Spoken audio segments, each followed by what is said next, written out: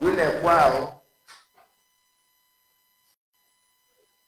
kuna watu kwao makaburi si nyingi, lakini kuna shida moja ya kulea hao wazee.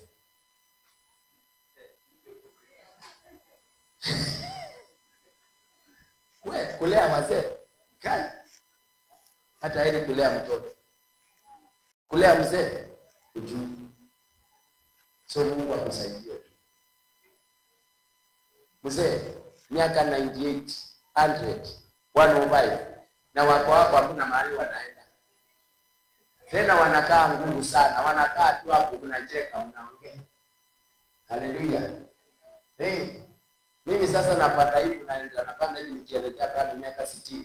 Mamangu yuko hai, babu yangu yuko hai, nyanya yangu yuko hai. Sasa mimi naitwa mzee. Sasa mamangu anaitwa nani?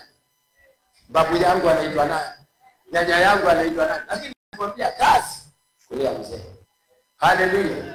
Lakini kuna mahali nyingine shetani alileta shida. Hataki kuona watu wakifika 40, hataki kuona watu wakifika 35, anapiga tu, lazima hiyo ishe. Na dawa ni wewe kanisa. Ni wewe kanisa. Yesu anasema akawapa nguvu. Sema nguvu. Sema power. Sema power. Hii kanisa lazima lijae power. Na power ikija, wakikuajalia watajua, wataondoka wenyewe. Power. Unaona hii inafanya hizi kazi zote ni nini? Power. Hii inafanya hii sauti toke hapa nje pale ni power. Hey! Sasa ikiwa mwanadamu anaweza kuwa na power ya aina hii, tunaweza fanya demonstration. Tukiwa high school tulikuwa tunafanya demonstration ya current. Tunashikana rai. Alafu mmoja wa mbele hapa anagusa live wire. Okay, moto wake umekuwa regulated.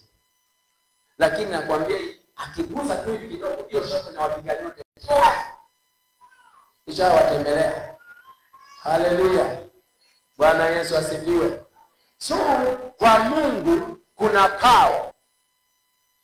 Na hii power tumeambiwa vizuri ni ya kutoa kila roho chafu. Ni ya kutoa arthritis. Ni ya kutoa pressure, iwe ya juu, iwe ya chini. Mpaka pressure iwe normal. Hii ni ya kutoa uchafu, unajisi. Yaani wewe ukilala ni kama umeenda video, si bedroom. Kifika tu bedroom, unaona mapicha ya kila aina. Unaona mapicha kama ya yule ndugu wa Tanzania anaimbaga wimbo. Ati anaomba, analala, anaona hapo kwa jeneza. Akiamuka anakiwele. Ushaona ndoto kama hiyo na kuna fursa ina. Hawa hii ya Mungu itaondoa hiyo. Unaenda unalala mpaka Yesu mwenyewe anakuja anakuonyesha Yesu kidogo. Haleluya.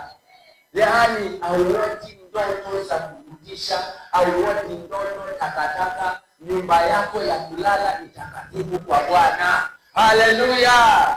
Yaani natangaza leo hakuna nonsense itaingia bedroom yako. Haleluya. Na sasa hairuhusiwi kuanzia leo. Bedroom yako ni mahali ukiingia ulale kwa amani. Haleluya. Si mahali unaingia ukitoka umechoka. Hapana. Ni mahali ukiingia unatoka uko fresh. Haleluya. Ni mahali ukiingia wewe mwenyewe unajiregulate, unajitabiria mwenyewe. Unasema nataka kuamka kabla saa 11 niende kwa maombi. Ikifika saa unasema tutaamka saa 11 kasorobo. Si lazima uweke alama. Mimi siwezi weka alama. Nisema hivyo nitaamka hiyo saa. Nikisema hivyo itakuwa hivyo. Maana you are a master of yourself.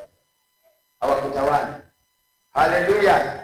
Umepewa udhibiti. Na ikiwa unadhibiti, unadhibiti. Haleluya. Ikiwa unadhibiti, unadhibiti. Na naamini kwa hivyo udhibiti na kukosa stadi. Wakati ako duty, unaona vile amedhibika. kila mahali, na hakuna mahali wala imeambiwa ni kubaya, lakini yako ready.